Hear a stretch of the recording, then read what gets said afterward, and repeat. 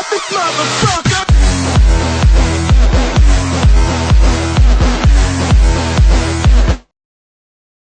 What is up, guys? Rusty Commander here, and today I have another gameplay commentary for you guys. And today I'll be talking to you guys about the future of first-person shooters. Now, personally, as long as video games are around, I think first-person shooters will always be there, mainly because people just like feeling like a badass. And these games really make you feel like that. And that's why I think they're so popular. And that's why I think they're so popular now, because war is a very big part of society, and that's not a very good thing.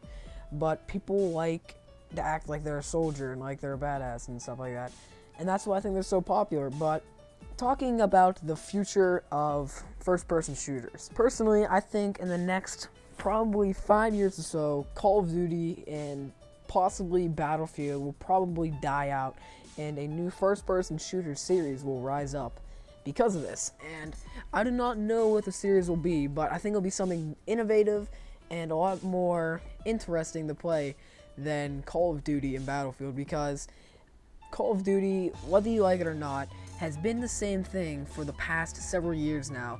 Battlefield has stepped it up a little bit. They've really improved their graphics, their engine, the destruction, all that stuff. Battlefield, I think, has done a lot more in the past few years than Call of Duty. But I think that eventually these powerhouses now will eventually drop off the face of the earth and a new series will rise up. I'm not so sure what the series will be. Probably something sort of close to Call of Duty, except have a new twist on it.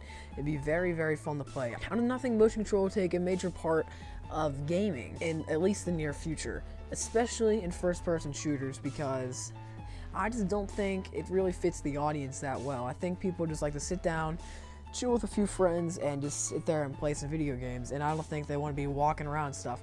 But one thing that I think would be really cool, and not for like a casual kind of game thing, I think it'd be a really fun thing to do, just like every once in a while, me and my friends talk about it for here and there, and that's a like simulator pretty much. Like you're inside like a dome kind of, and you're like walking around where you look around and stuff, like rotate and crap like that, and you like have a gun in your hand. I think that would be really cool. It'd be fun to do every once in a while, but I could not imagine doing that every day, because I just think it'd get a bit annoying. You cannot play that for an extended period of time very long. So motion control, I do not think it'll be a very big part of first-person shooters in the near future, at least for now. I don't know, maybe a little bit down the road, maybe something brand new will come out and it's really cool, and people will think that motion control could be a very big part of video games, and that motion control would be awesome. Because I remember when the Wii came out, motion control seemed like a really sweet thing, but in the end, it just wasn't that great of an idea, because not many people like to use it, and it just didn't provide a very competitive atmosphere like a lot of gamers like to have. Now, personally, I think that if first-person shooters want to last the long run, they need to be more innovative. They need to change things up, spice things up every once in a while, kind of like Black Ops is trying to do this year. I think Black Ops is taking a huge step forward with what they're trying to do. They're switching everything around like they did in Black Ops 1, except I think Black Ops 2 is really switching it up. They're really changing everything about the Call of Duty series pretty much. They're changing the era, they're going future. They're changing the creator class system, which has been a huge part of Call of Duty ever since like multiplayer came out pretty much. And they're changing single player, they're making it a bigger part of the game.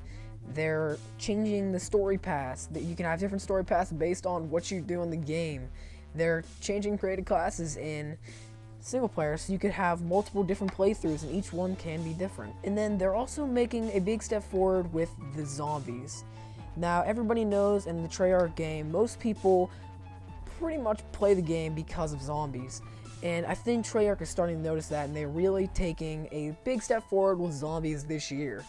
The zombies this year is going to be absolutely insane. They're adding so many new game modes, and it looks like a ton of fun, and I think it's a very good step to keeping first-person shooters fresh and entertaining for the long run. So I think Black Ops is taking a good step in freshening up the first-person shooters and keeping them out there a bit longer, and I hope other game developers that hope to get into the first-person shooter industry do this as well, because if you keep doing the same thing every year, your fan base is going to die out. Because if you're new to the game, you're definitely not Call of Duty, and people are not just going to buy your game because it's Call of Duty and that everybody plays it.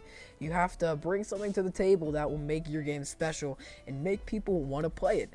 So I think that first-person shooters will be out there, but in the next few years, they're going to be changing dramatically, and I think that's what's needed if we want to keep this series going and keep things fresh. Because first-person shooters, if the same thing every time, they're gonna eventually die out, and maybe some new gaming category will come up because of that. Maybe that's a good or a bad thing. Leave your opinions below on what they need to do, and if the first-person shooters did die out, would that be a good or a bad thing? But anyways, guys, thank you for watching. If you enjoyed the commentary, remember to leave a like and leave some feedback below.